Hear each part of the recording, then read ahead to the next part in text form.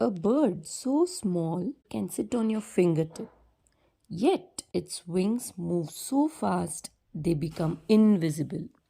This is the hummingbird, nature's tiny flying miracle. The only bird on earth that can fly backward, hover in mid-air, and move with the precision of a helicopter.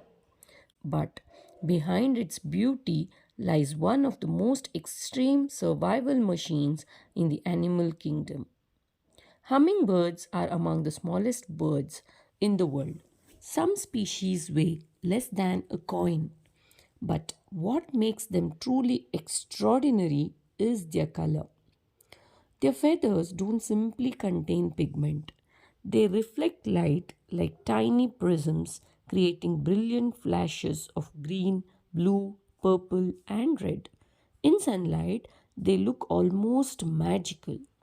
Most birds flap their wings up and down, but hummingbirds move their wings in a figure 8 pattern, allowing them to hover perfectly still in the air. Their wings can beat up to 80 times every second, so fast the human eye can barely follow them. And unlike any other bird, hummingbirds can fly backward. Scientists often compare their flight to tiny helicopters. Inside this tiny body beats an incredible, powerful heart.